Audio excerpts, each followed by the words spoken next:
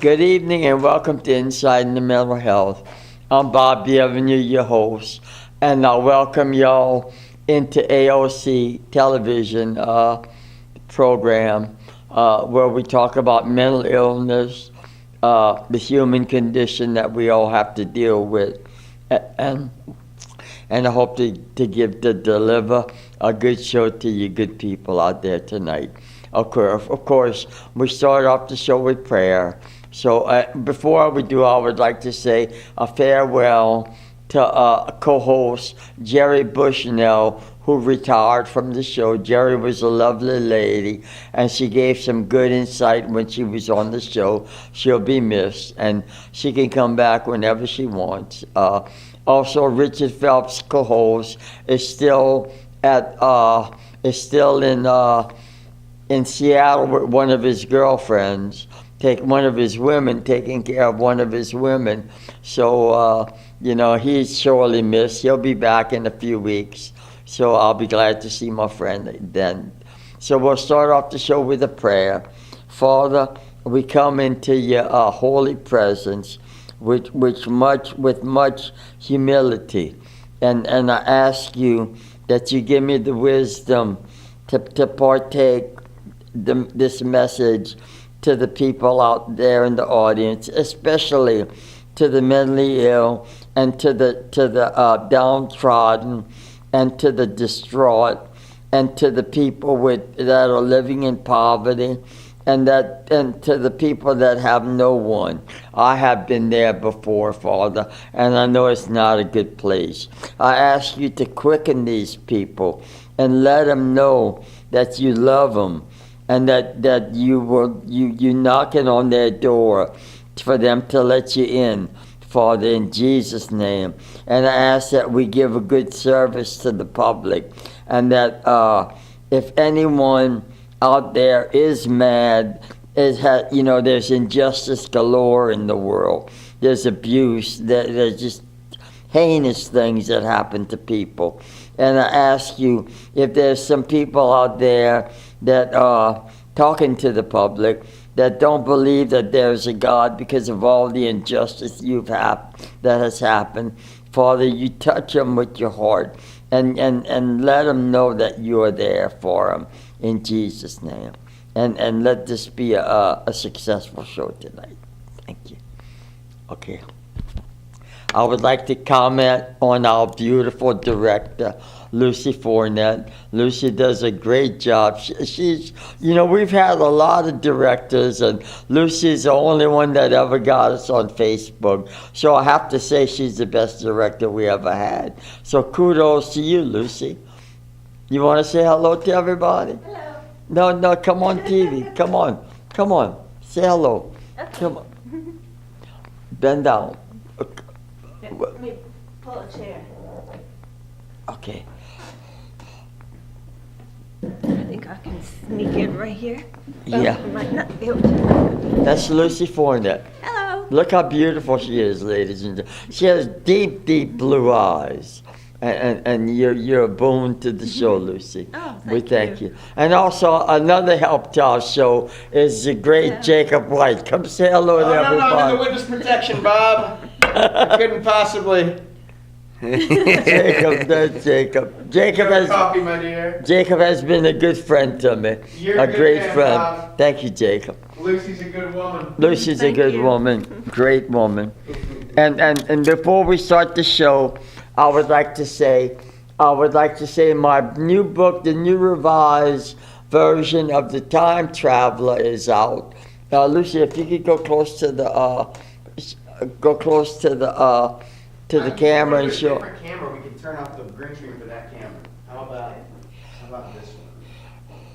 Is that what we're on? Okay, good. Yeah. Okay. Right there, and just hang on for a second. This is my new book, The Time Traveler, new edited and revised version of The Time Traveler, and I'm really excited about it. Me and my agent, Jalen Tompkins and Heather Sipley, we all got together and brainstormed on how we would want the cover to look like. Thank you, Lucy. and I'm really proud of it. And I would like to read a little bit in it about the book, and then we'll go on with the show. This is what my agent, Jalen Tompkins, wrote. Travel with Jared Bork on his father's time machine as he forgets his way through the wormhole. He forges his way through the wormholes of space after his father's untimely death. As Jared journeys through time, he quickly learns of his father's mission to turn back time and kill Hitler before he rules over Germany. As opportunity arises, however, he hears the words, manifest destiny, challenging his own morals as to what one should hold power over and things one should not tamper with. In this ongoing series, follow Jared through meetings historical figures like Queen Elizabeth, who entertains Jared and his true love Susan in her courtyard, and Leonardo da Vinci as he was painting the Mona Lisa. Jared also meets the Klingors from the unknown planet Klingor as they try to take over his time machine and simultaneously the world. Jared eventually travels forward to the 21st century to save part of planet Earth from a hailing comet. Join Jared and his love Susan on their epic life-changing quest to save mankind, which transcends time and space through different centuries. Time travel is a gripping adventure of purpose, discover, danger, and of course love. Okay, that's the book. That's what Jaylyn. Jaylyn is a beautiful lady, I must say. She's got the smarts, man. She. God has joined me and Jaylyn together, and also Heather Sipri, and I don't know. We might end up in Hollywood together with this book. Who knows? Growing up, Bob. This is about me. Growing up, Bob felt like a misfit for not molding in with society. Though he was close to his mother, other relationships never came easily. It wasn't until he was diagnosed with paranoid schizophrenic after being drafted for the Vietnam War, he came to any understanding of his struggle. He was 21, never leaving the States. Bob was honorably discharged and began a more tumultuous battle than even Vietnam. Bob fought the demons that set up camp within his mind over the past 47 plus years. Over the past 47 plus years, he has learned to deal with the challenges that attach themselves to mental illness, and he has dedicated his life to helping those affected with mental diseases. Bob has written several genres of books, including an autobiography of his journey from light to darkness to glory. He is a man with strong convictions in our Lord, and attests all his triumphs in life have been due to Jesus Christ. Bob resides in Lafayette, Louisiana, near family, friends, and of course his faithful companion, Chloe. So anyway, that's a little bit about the book. How you like that, Lucy? She did a good job, huh? Yeah, that's Jaylyn. And I'd also like to say hello to some beautiful ladies. Nellie Harrington, who has been a really close and good friend. I would like to say hello to Annie, my friend Annie Broussard. And also to Miss Jackie Ballou, who has also been a faithful friend. Miss Jackie, I love you. So anyway, to these three people, and also, of course, to Patsy Bertrand, a class act lady, to Joan Seymour, and also to Miss Linda Moe, my first editor, who is just one of the most delightful women you ever want to meet. So anyway, and then also I would like to say that I am now taking an educational course with the NAMI group, and we meet on the first Monday of the month for 10 weeks. We met last Monday, and and Denver Nobles, one of the teachers, along with Larry Crouch, another teacher, has told us that we will learn things about ourselves we never knew existed. So that it's gonna be an interesting odyssey. So I'm glad about that. And of course, NAMI meets on the first and third Sundays of the month. We're gonna meet this week, and at 6:00, at 6:30 at night on Sunday, the first and third Sunday of the month, at the First Lutheran Church, which is the church you follow Settlers Trace, and they'll lead you right to it. Up near Ambassador. And also on the second and fourth Tuesdays of the month, me and Richard Phelps do a support group at the Extra Mile, which is on Buchanan Street downtown, and we do this at 1:30 in the afternoon, the second and fourth Tuesdays of the month, and we do that for an hour. So anyway, that's a little bit about NAMI. And now it's time. I hope I'm not stuttering. Lucy, am I stuttering? No, you're not. Okay, thank you. Lucy's my backup. Great. So let me go on with the show. Last time we did the show, I think I talked about dealing with being alone. And this is part of the show. We're going to talk about this. If we can, we'll jump in to bipolar 2. I have 2 things to talk about, and I've researched it. Okay, now here we go. No matter how many people are around you or in your life, depression can still bring loneliness. Try these tips to reconnect and break free of the isolation of depression. Okay, this is what I researched. Everyone feels lonely from time to time, but for some, loneliness comes far too often. Feeling lonely can plague many people, including the elderly, people who are isolated, and those with depression, with symptoms such as sadness, isolation, and withdrawal. Loneliness can strike a person who lives alone or someone who lives in a house filled with people. Loneliness is subjective, says Louise Hockley, PhD, a research associate in the psychology department at the University of Chicago.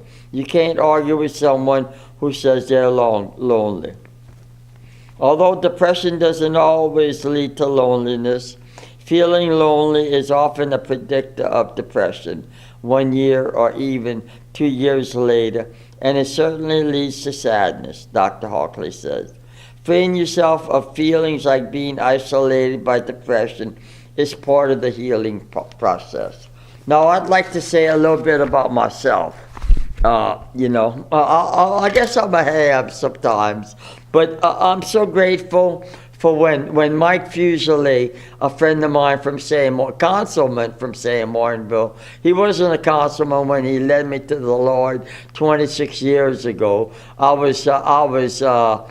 was washing dishes at Possum's restaurant, one of my best friends, Possum Bertrand, and and my other friend Todd Bertrand, and I was half out of my mind with depression and sadness and schizophrenia.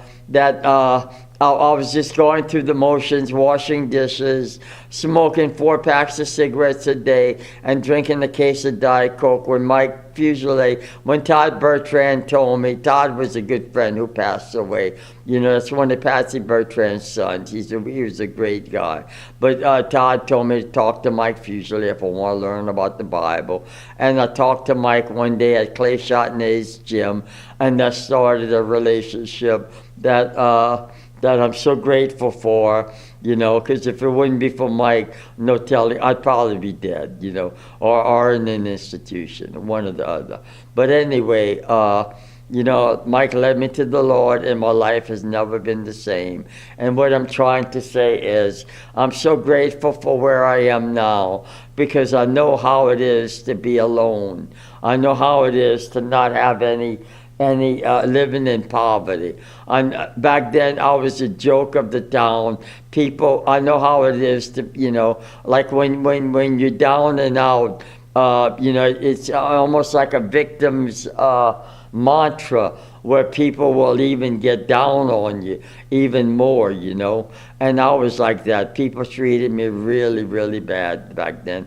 And all I wanted back then was a girlfriend, which of course today I still don't have a girlfriend, but nobody, and in fact, nobody has ever wanted me. But when I discovered Jesus Christ, my life has changed. I mean, I've had relationships, but they all cut my throat. And I would like to attest to people out there, we have all been heartbroken. We have all been betrayed. We have all been abandoned.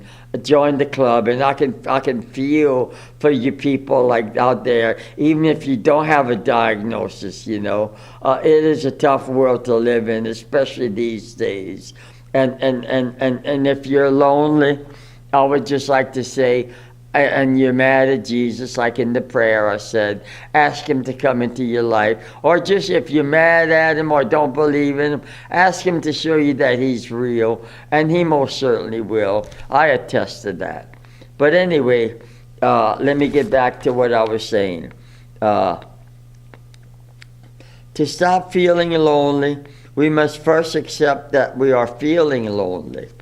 Sometimes admitting to ourselves is difficult. We then have to express those feelings of loneliness in some way.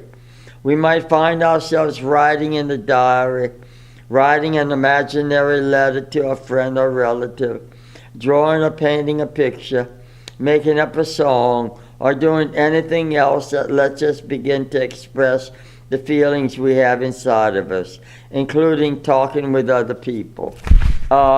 Usually in the daytime, I can be by myself and I'm fine, I'm out in the public. I go to Reds to work out. That takes away, that is very therapeutic, working out. In fact, this morning I went to Reds, and I'm at a lower weight class than I was when I was competing at the 181 pound class. I weighed 162, I think, this morning, 161, and I deadlifted I squatted with 187 pounds, and that would have been a contest lift. And I swam half a mile. So I'm lucky for Reds. It has gotten me in shape. So I'm grateful for that. And that is one of the venues someone can go do if they're lonely, and that is to exercise. It is great for the soul, and it's great for the mind, and it's great for the body. Okay. Now this is talking to people. Expressing our feelings might lead us to discover that we feel a number of things which might be connected to our feelings of loneliness, including sadness, anger, and frustration. We might be able to begin to see where these feelings are coming from, what they are connected to in our lives. As we begin to see the connections, we will be more able to begin to make changes. Okay, here's some of the changes you can do. The big change, of course, is to stop being passive and become more active. But before I go into that, there is something about being lonely and being clinically depressed. When you're clinically depressed, you need medication, and that will react with the serotonin, the dopamine, the oxytocins, and the neurotransmitters in your brain, and sometimes that's all that can take you out of depression. So anyway, besides that, this is what I was going to say. The big change, of course, is to stop being passive and become more active. If we're missing someone, such as parents, family, or friends, we can telephone, write, text, email, or visit them. Talking to an understanding friend can also help change our mood as well. That's why I like talking to Nellie, and I like talking to Annie. if we don't have an and Linda Moore too. And if we don't have an understanding friend, talking with a pastor, teacher, or counselor might be a place to start. If we are lonely because we are missing someone who has died, being able to express our grief at their loss and beginning to remember our happier moments with them and knowing that those memories can always be with us can move us away from the lonely feelings. This can also apply to losses of significant friendships or partners. Like I wrote in my book, From Light to Darkness to Glory. If you aren't satisfied with your life, you've got to sit back and reflect on it and think what you can do to change it. It might be another job. It might be you might be leaving a relationship that's bad for you, or you might be moving to a new place, or whatever. But this is what I used to think about. When you're all alone by yourself, put some music on that you really like. I like the classic rock. I listen to Christian music. I like the classic rock. And think about the good times you've had. Like I had a great childhood growing up. And sometimes I meditate on when I used to ride my bike downtown and listening to classic rock music, the music of that time, how we had the run of the town.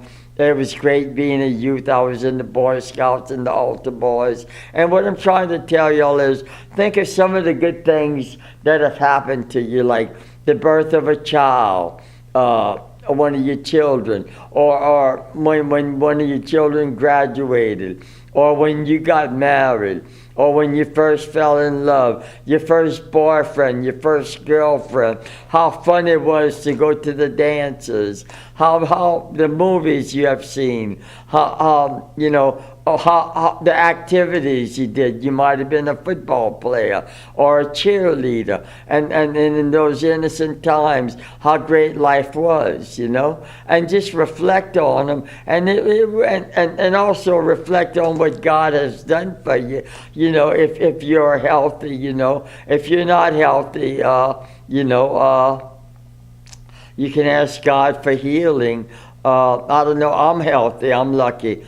But, just think of those good times you've had, and they might bring a smile to your face, I also often go to talk to Patsy Bertrand, my beautiful friend. Patsy is 81 years old. She's drop dead gorgeous at that age. She's just a lovely person. She's a woman of the old school, just back then the women were the backbone of society. They were great women like Anne DeMai and Oline Gary, and then of course my cousin Joan Seymour, who is a great lady, takes care of Oline, along with her daughter Janet, who takes care of her. But those women were one of a kind. We may never see that again. But anyway, think of good things that have happened to you. Okay, now we getting involved in activities or clubs. Getting involved in some sort of activity or club can accomplish several things. And I will attest, I get lonely a lot. I like to talk on the phone, but when I'm by myself at night, I might be writing on my book, or praying. I pray a lot. I don't read the Bible as much as I should, but I go to prayer. I go to Mike Fuselier's Bible study on the second and fourth Tuesdays of the month in St. Martinville, and that is real good. I go to Richard Leday's church and Annette, his wife, and that is good for me. And that takes some of the loneliness out. And what I'm trying to say is, you can always talk to God when you have nobody around. And believe me, He hears your prayers. And like I always say, I am alone most of the time. And I haven't had much love in my life. especially romantic love, or that's almost zilch, you know. No one has ever been interested in me, and no one is still interested in me. But I have Jesus Christ as my friend, you know. And they say I'm a romantic, which is why they say I have the gift of writing, you know. But, you know, I get lonely. It's tough to live by yourself, but I've talked to God a lot, and that helps with my loneliness. But like I said, and also going to the educational class with Denver Nobles and Larry Crouch, that is good stuff to do. And that is what the first part says in here. Getting involved in some sort of activity or club can accomplish several things. It takes our minds off of feeling lonely as we get involved in the enjoyable activity.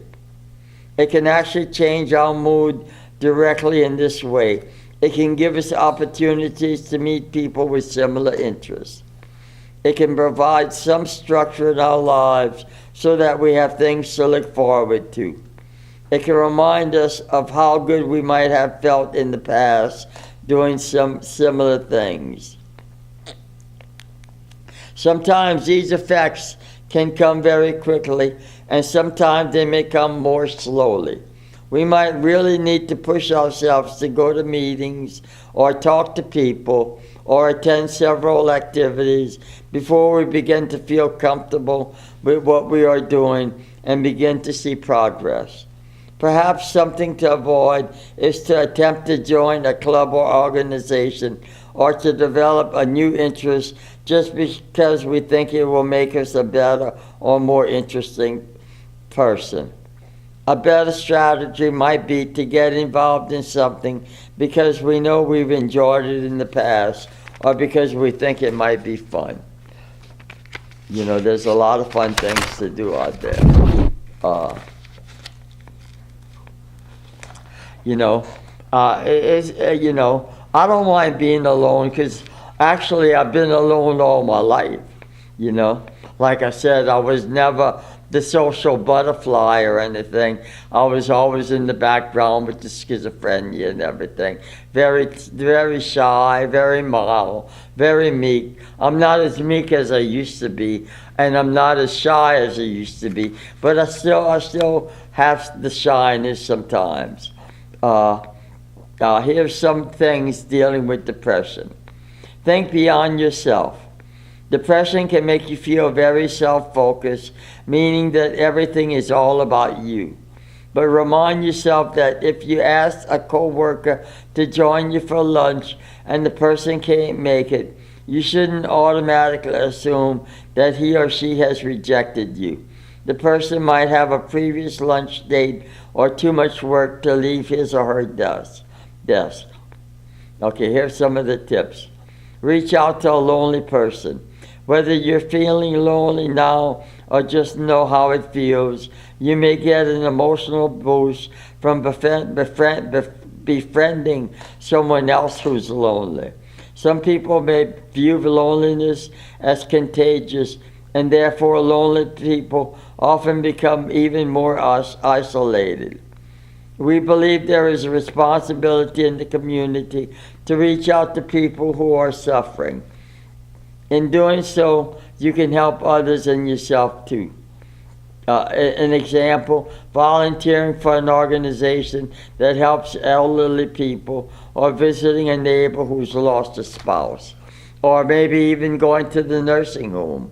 You know, these people are by themselves, you know, many. Okay, I hope y'all are getting something out of this. Lucy, you getting something out of this? Oh, yeah, definitely. Okay. Call, don't post. Social networks are fun and can provide an essential social outlet for some people. But Halkley says research suggests that on average, people do best if more of the relationships happen face-to-face or over the phone. Use a pal's post as an excuse to call and talk about it instead of posting a comment.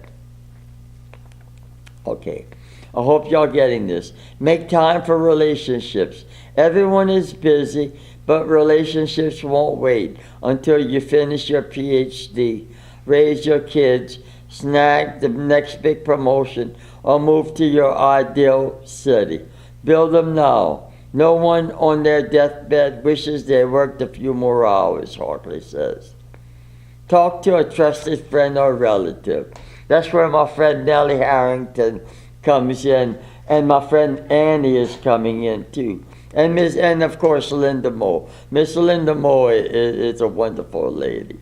I mean, I know some class, and of course Jalen Tompkins, my agent. I know, and Miss Jackie Ballou. What can I say? She's beautiful.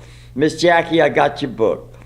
Get some feedback and ideas as well as a sympathetic ear from a family member or friend with whom you trust. That's a big thing. Somebody, okay, we got a call. Yes, caller? Caller, yes, caller? Okay, caller, I'm sorry I missed your call. If you could call back. Okay, trust is very, very important if you trust this person, a family member or a friend, a close friend. Usually people that are in the spiritual sense trust people that are in this. Okay, we got a call. Yes, caller. Yes, caller. I'm sorry, I don't know what's going on. I guess the phone's not working, caller. Try one more time. Okay, you talk to your friend. This person could have some ideas about groups you might want to join to meet positive people. Meditate. Mindfulness teaches us that we are more than who we think we are, says Jeffrey Greenson, PhD, an assistant professor of psychiatry at Duke University Medical Center. Developing a meditation practice can help you identify and release some of the thoughts. Okay. Yes, caller. Hello. Hello. How you doing? I'm doing great. I just want to let you know thank you for what you do. I went to Teen Challenge a while back. My name is Lance Mott. Okay, thank you. Teen Challenge is a good thing. Thank you. Okay, thank you for calling, caller. Listen to the rest of the show. Yes, sir. You have a good night. Thank you. Okay. Meditation. Developing a meditation practice can help you identify and release some of the thoughts that could be keeping you feeling lonely and undermining your efforts to meet people.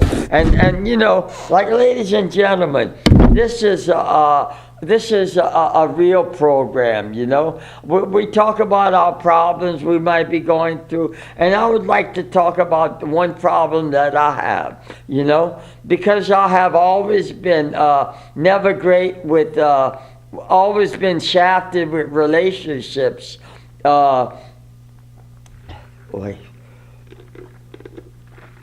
have always had kind of like the victim mentality. You know, and I guess a lot of people like that are there. And I've been working on that, and I still got to work on that, because when a relationship doesn't go right for me, I go back into the victim mentality, you know. I won't go into it, but, you know, just being down, like, I can't find the right person for me. They're all no good, or they're all crazy. You know, like, men will say women are crazy. Women will say men are crazy. You know, and that's how it goes, you know. I mean, it's hard to connect with somebody. But, you know, you can't go into the victim mentality, you know. And then definitely you can't hate people that have hurt you, you know. You've got to let it go. Because if you have bitterness in your heart, it will come out, you know. It'll destroy you. It's like a cancer. You know, it eats up your soul and your heart and your spirit, you know. So that's just words of wisdom. I had to do that. I mean, I have a long history of rejection and abuse that still goes on today. But, you know, I've decided I am not going to be judging like I used to judge and not have the victim mentality. I'm going to stop all that, you know. So if I can do it, y'all can do it too. Okay, here's one good. Explore therapy. If you just can't shake profound feelings of loneliness, isolation, and other symptoms of depression, you might want to talk to a mental health professional as part of your depression treatment. Look for a professional with a cognitive behavioral background, an approach that's been shown to help with depression and loneliness. This is what Hawkland says. Social relations are fundamental to our thriving. The fact that loneliness feels so uncomfortable is a reminder to pay attention to and nurture these relationships that can further your happiness. That's some interesting stuff, huh, Lucy? Okay. Now, I guess we won't be going to bipolar tonight.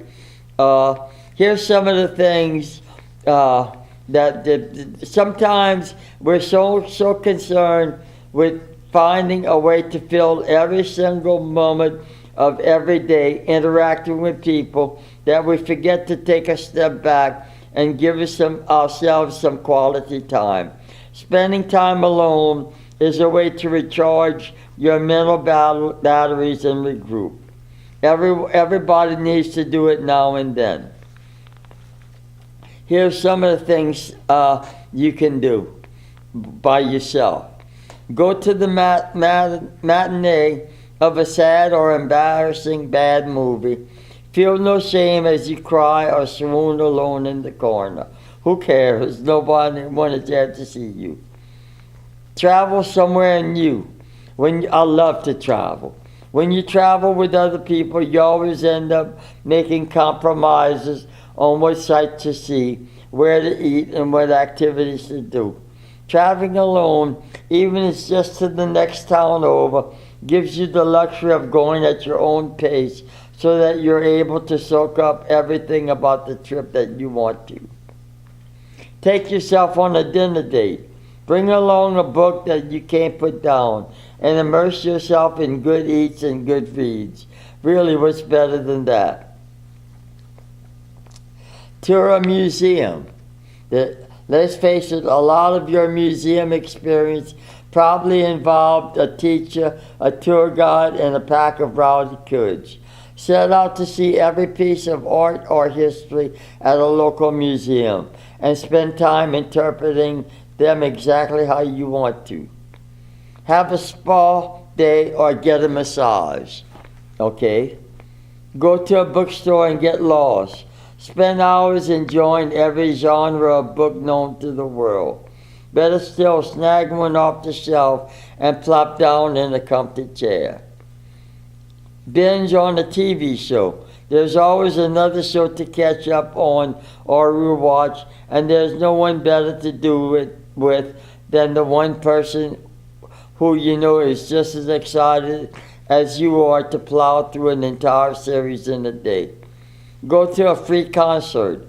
Find a band that you like playing in your area. Sing karaoke. I don't sing karaoke. I can't do that. There is a deal at Atmosphere on Tuesday nights, I think. Atmosphere is a bar that's near here on Jefferson Street. And people go over there and play their guitars and sing. Yeah, I think you get 15 minutes to play your guitar and sing if you want, you know, and anybody can do it. So that might be a place for somebody to go. People watch. Go to a public place like a park or mall. Sit back and enjoy the show. Indulge in some selfies. Okay, as a general rule, selfies should probably be taken sparingly. But every once in a while, it's healthy to get dressed in an outfit you love and shamelessly take photos of yourself that you actually like. Complete a project you've been putting off.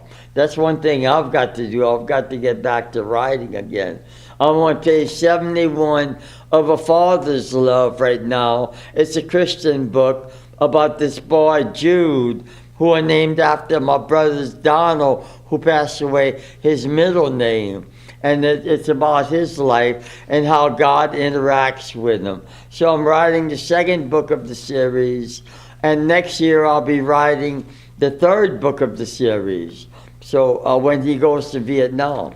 So anyway, complete a project you've been pulling off. And that reminds me, if you out there and you want to do something, try writing, you know. Denver Nobles always says, write a journal of your life. When you're feeling tired or overwhelmed or anything, write it down, and you can always go back to look at it, see how you were feeling. And that brings to mind, like, we're all human beings, and if something has upset you, you know, and you don't have anybody to vent about it, write it down. And writing down why you're upset or what you want to do, or you're excited or about something or anything, you write it down, and they'll be like venting.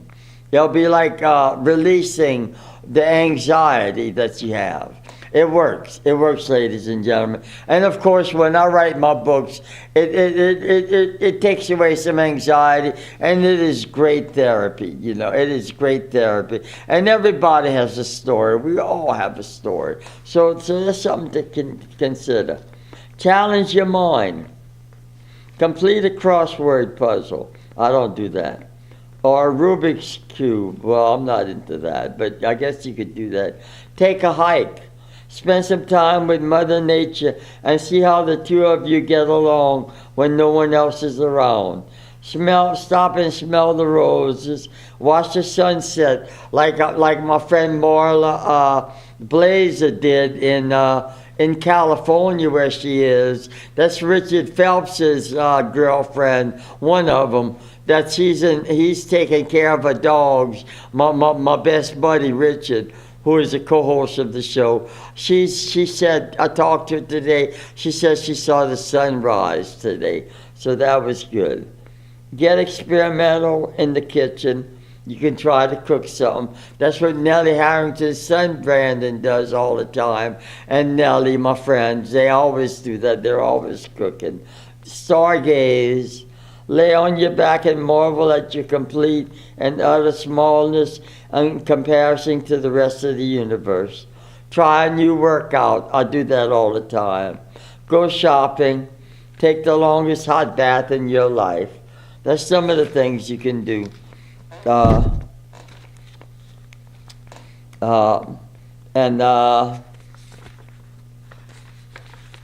Okay, here's some other stuff you can do. Okay, practice. Okay, here's some other stuff. Okay, just bear with me, ladies and gentlemen.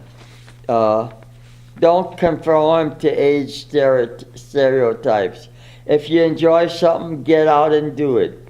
If health problems interfere, find ways to work around them and still get into the things that matter to you. Practice the 5 principles of health. Eat healthy. I do that.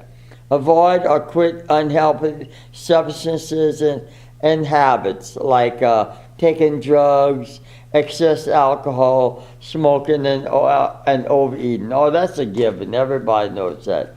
Stay active. There are plenty of sports ideal for the older body, and many of these can also involve being around other people. And beautiful scenery if you choose your exercising location well. Try sports like walking And if you can walk, you can take you can do something like challenge yourself, like if there's still telephone posts around, walk from one telephone post to another.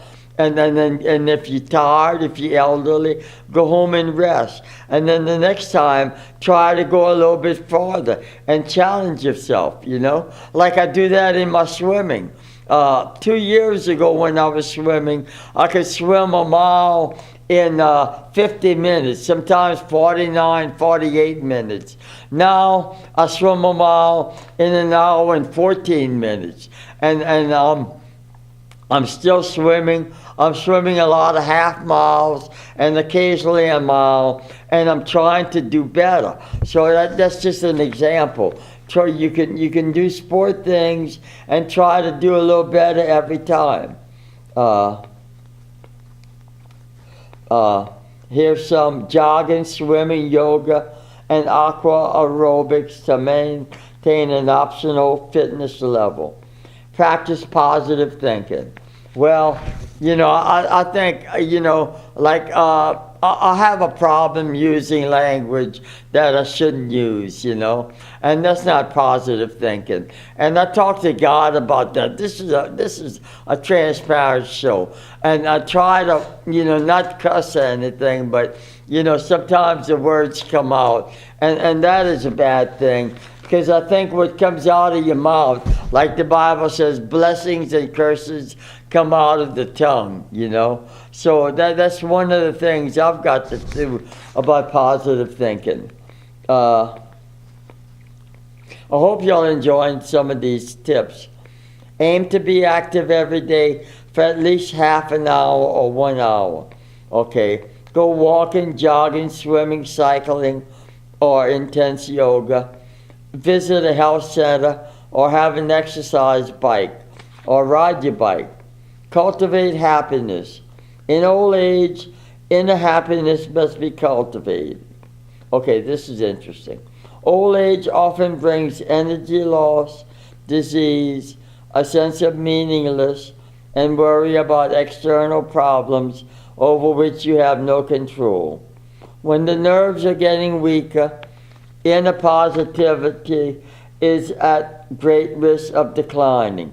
In old age, it's necessary to make an effort to cultivate happiness through everyday exercise that can maintain both physical health and strengthen your inner happiness. Make the choice to stay involved with your continued growth than giving into socially condoned decline. And then that reminds me, I'm going to do a show on the elderly and what the elderly can do. That lit a light bulb in my mind. This is what I like. Read a spiritual book for 1 hour each day. There are many good books that can inspire you on your way to inner happiness. All you need to do is choose the ones that align with your own interpretation of spirituality. Reading is the best trainer for maintaining a positive mind and for answering many of your probing questions, and is also a perfect means for controlling your negative thoughts. Of course, when I get mad about something, and I get mad, I've had a rough life sometimes, It's not as bad now that I have Jesus, but people irritate me or abuse me. I still get abused. And sometimes the schizophrenia starts working on me, and I just turn to God and try to get comfort. I might pray in tongues, or just just put Christian music on and just listen to the lyrics, or just put a Christian show on like Jimmy Swaggart, or just talk to God, and I feel more comforted, Okay, practice yoga and meditation. I heard people that meditate are usually happier than people that don't meditate. Awaken your enlightenment energy through meditation. A calm mind is a positive mind, and using yoga and meditation to self-calm whenever you feel doubt or unhappiness is an ideal practice. If yoga doesn't work for you, keep looking to find a spiritual exercise which is helpful for you, and be sure to practice daily. Well, my spirituality, I was doing yoga, but I quit. My spirituality is talking to God all the time. And for some reason, He likes me. I don't know why, but He likes me. So I'm in good company. Have a hobby. Okay, my hobby is writing and working out. Life has purpose when you make choices about the things you want to do and then do them. A hobby is an excellent way to remain fulfilled and interested in what is happening around you.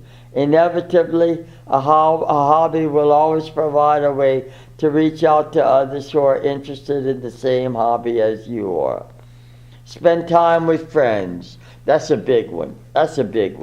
You can find friends on the internet in collaborative projects like in spiritual association, in social organization, and through volunteer work. It's a good idea to meet up regularly with one or more people so that you can connect and feel part of a greater whole. And like I always say, when you talk to somebody, there's a chemical change that happens in the mind. We're all social. God made us all social animals, and we're all connected. And if it's a pleasant encounter with somebody else, the serotonin starts working in your head, and the serotonin is the pleasure chemical, and they'll make you feel good. Like I guess it's kind of like when people fall in love. The serotonin level is at the highest it can be, So that's some of the stuff, talking, being with friends.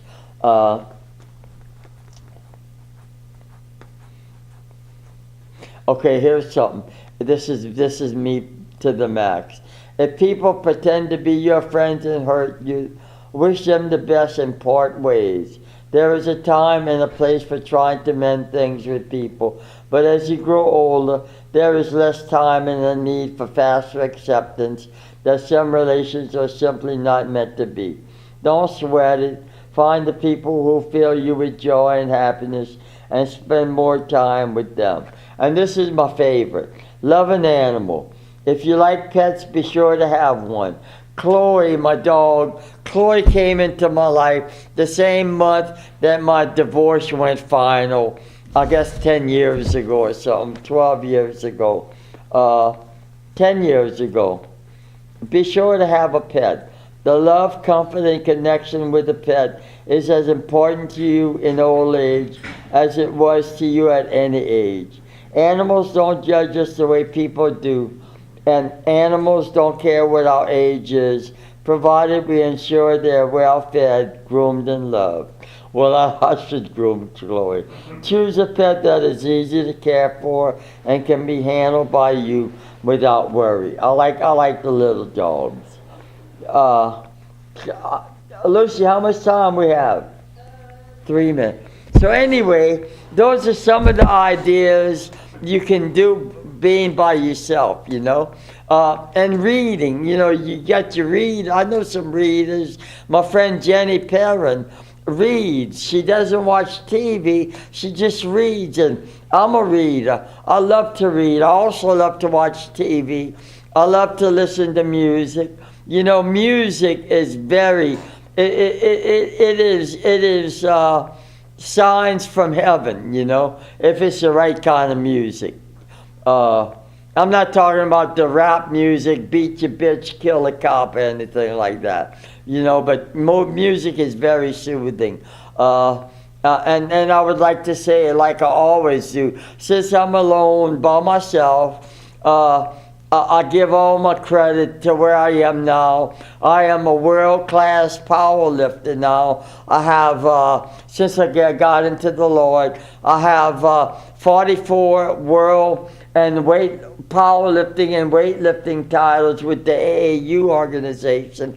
I have 44 state records and 3 world records with the Cajun Hardcore Body Weight Powerlifting organization.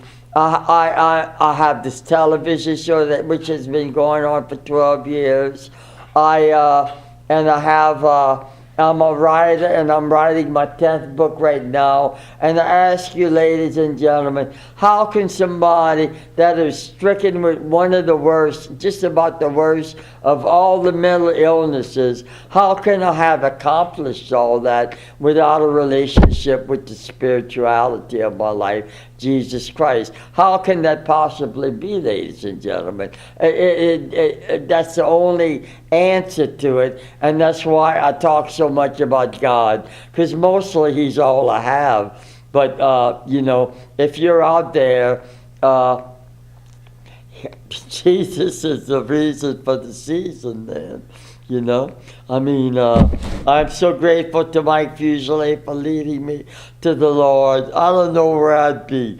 I was an outcast. I was poverty. I was abused by my father. I was abused by a lot of people. And when I gave my life to the Lord, I still got abused, but the abuse kept less and less.